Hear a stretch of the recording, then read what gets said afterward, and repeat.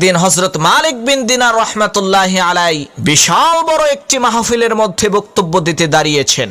এমন সময় তার সামনে থাকা শ্রোতা মণ্ডলীর মধ্য থেকে একজন শ্রোতা দাঁড়িয়ে বলতে লাগলেন, হে মালিক বিন দিনার, আমরা আপনার বক্তব্য পরে শুনবো, আগে আপনি আমাদের এই প্রশ্নের উত্তর দিন। কয়েক বছর আগেও আমরা আপনাকে দেখেছি আপনি মাল খেয়ে টাল হয়ে রাস্তায় রাস্তায় ঘুরে বেড়ান, এমন কোনো আকাম কোকাম নাই যেটা আপনি করেন নাই। আপনি তো ছিলেন অশালীন আর গুনাহগার লোকদের অন্তর্ভুক্ত এক অন্ধকার জগতের পথযাত্রী। হুজুর, কোন জিনিস আপনাকে ওই অন্ধকার জাহান্নামের পথ থেকে এই জান্নাতের আলোর পথে নিয়ে আসলো, দয়া করে আমাদেরকে বলুন। তখন হযরত মালিক বিন দিনার রাহমাতুল্লাহি আলাইহি বললেন, ভাইরা আমার, আপনারা সবাই ঠিকই শুনেছেন, আমি আসলেও মদ্যপান করতাম।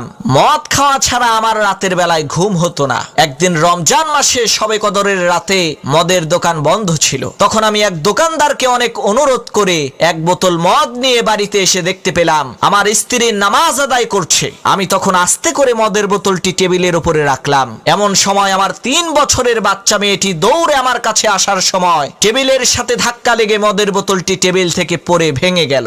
এই দৃশ্য দেখে আমার সেই অবুঝ বাচ্চা মেয়েটি খিলখিল করে হাসতে লাগলো। আমি আমার সেই মেয়েটিকে অনেক ভালোবাসতাম, তাই আমি তাকে কিছুই বললাম না। সেই ভাঙা মদের বোতল ফেলে দিয়ে ঘুমিয়ে গেলাম। সেই রাতে আমার আর মদ খাওয়া হলো না।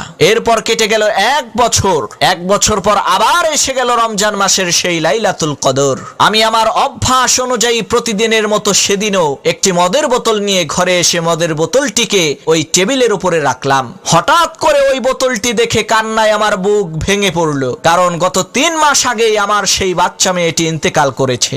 গত বছরের সেই পুরনো স্মৃতি আমার মনে পড়ে গেল। মদের বোতল ভাঙার সেই কাহিনী আমার চোখের সামনে ভাসতে লাগলো। সেদিন আর আমি মদ খেতে পারলাম না। আমার কলিজার টুকরা সেই মেয়েটির কথা চিন্তা করে কাঁদতে কাঁদতে ঘুমিয়ে গেলাম। ঘুমের মধ্যে আমি স্বপ্নে দেখলাম এক বিশাল বড় ভয়ঙ্কর সাপ আমাকে পেছন থেকে তাড়া করছে, আর আমি প্রাণে বাঁচার জন্য আমার সমস্ত শক্তিকে একত্রিত করে ঊর্ধ্বশ্বাসে সামনের দিকে দৌড়াচ্ছি। এমন সময় সামনে আমি একজন দুর্বল বৃদ্ধ লোককে দেখতে পেলাম। আমি তাকে বলতে লাগলাম, চাচা, ওই ভয়ঙ্কর সাপটি আমাকে তাড়া করছে, আপনি দয়া করে তার হাত থেকে আমাকে রক্ষা করুন। তখন সেই বৃদ্ধ লোকটি বলল, বাবা, আমি খুবই দুর্বল আর ক্ষুধার্ত, এই ভয়ঙ্কর শক্তিশালী সাপের সাথে লড়াই করে আমি তোমাকে বাঁচাতে পারবো না। তুমি বরং এই পাহাড়ের ডান দিকে যাও, সেখানে হয়তো তুমি কোনো বাঁচার পথ খুঁজে পাবে। আমি ওই বৃদ্ধ লোকটির কথা মতো পাহাড়ে উঠেই দেখতে পেলাম পাহাড়ের উপরে দাউ দাউ করে আগুন জ্বলছে।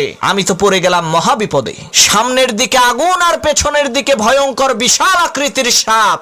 তখন আমি কোনো কিছু না ভেবে ওই বৃদ্ধ লোকটির কথা মতো পাহাড়ের ডান দিকে রওনা করলাম। কিছু দূর যাওয়ার পরেই দেখতে পেলাম অনেক সুন্দর সুশোভিত সাজ সজ্জায় পরিপূর্ণ অপূর্ব একটি বাগানের মধ্যে ছোট ছোট বাচ্চা ছেলে মেয়েরা খেলা করছে। আমি তখন ওই ভয়ঙ্কর সাপের কবল থেকে রক্ষা পাওয়ার জন্য ওই সুন্দর বাগানটিতে প্রবেশ করতে চাইলাম, কিন্তু ওই বাগানের দারোয়ান আমাকে বাগানের মধ্যে প্রবেশ করতে না দিয়ে ওই ছোট ছোট বাচ্চাগুলোকে ডেকে জিজ্ঞেস করলেন, দেখো তো, এই লোকটিকে তোমরা চিনতে পারো নাকি? সে খুবই বিপদে আছে।